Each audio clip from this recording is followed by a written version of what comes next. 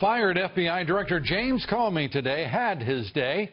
He addressed his timid response to President Trump at one point. I said earlier, I think the circumstances were such that I was a bit stunned and didn't have the presence of mind.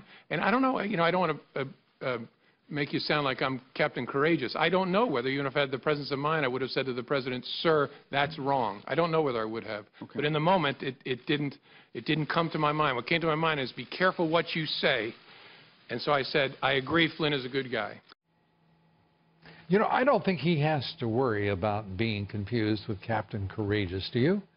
We're going to take that up with our next guest, Republican strategist Mercedes Schlapp, Washington Times opinion editor Charlie Hurt, both Fox News contributors. Great to have you both here.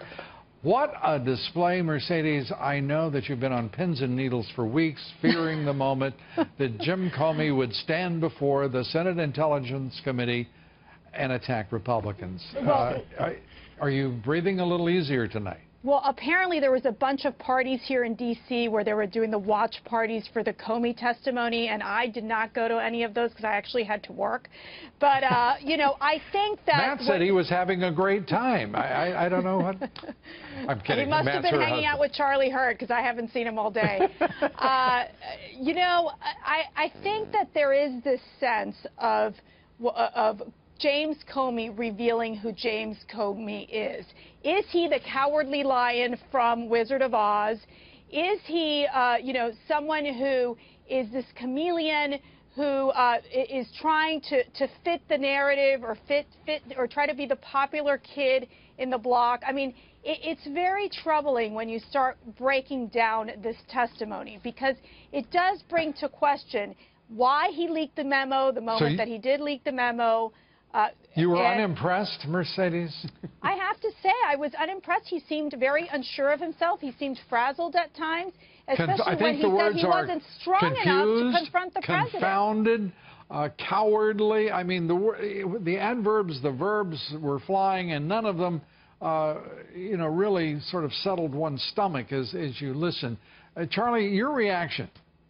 Well, you know, you noted just a minute ago about him, that bizarre thing where he admits to exactly how he conspired to leak the memos from those meetings. That was after, of course, he had trashed the press and talked about how the press gets everything wrong and they've had all these fake news stories in the New York Times, and then they leak it to the New York Times, which is the very paper that he's been talking about. But here's the serious point about all of this, Lou, and this is a real question. An underling meets with the President of the United States in the Oval Office for a confidential private meeting. He memorializes the meeting with notes and then determines after the fact that, well, the president doesn't have executive privilege. His executive privilege does not extend to that meeting with the director of the FBI. I don't understand the logic behind that. I don't understand the thinking behind that. And I don't understand how Director Comey couldn't find himself in a heap of trouble for having violated that. And now it may be that executive privilege for some reason doesn't apply to that, but that doesn't mean the president doesn't get to at least claim executive privilege and have it sorted out by people who do have authority to make those decisions. Earlier here tonight, Andrew McCarthy, Jonathan Turler, professor of Georgetown Law, and Judicial Watch's Chris Farrell. Chris Farrell weighing in saying he would have the federal marshals in his house and his office going after evidence after listening to that, which he considered to be an admission of criminal conduct.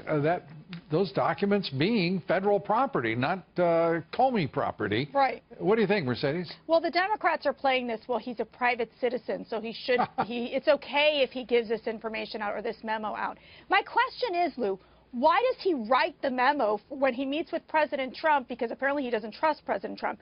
But yet when he met with Loretta Lynch, who actually did pressure Comey, decided that he didn't have to write this down, although he felt queasy, uneasy about his conversation with Loretta Lynch saying, please use the word matter as opposed to investigation on the Clinton probe. It is a double standard. It is the fact that I think for Comey represents it's troubling, and it represents a big problem as to how he managed his job. And giving the Clinton campaign, Charlie, as Mercedes says, a clear license to talk about there's no investigation. It's a matter. This worked out with the Attorney General of the United States and the FBI Director, and he accedes to her instructions precisely and starts referring to, in front of the media, to it as a matter, not an investigation. You cannot make up the mad cowardice of this man and the absurd, obsequious behavior, apparently in pursuit of some sort of career ambition that is as yet unrealized and unnamed. He did exactly what she told him to do after he described what she told him to do as lying. He said it was a lie. It was not a matter. We don't do matters. It was an investigation. He then turned around and did exactly that. And this is the other key point out of today's hearing. There's only one person that we now know obstructed or attempted to obstruct justice. That was Loretta Lynch. That's right. And then there was only one person who meddled in the election, and that was Loretta Lynch. Right. And we do know from all of the testimony that not a single vote was changed as a result of the non-existent Russian collusion with the Trump administration or transition team. In fact, there was no change in any vote anywhere, period.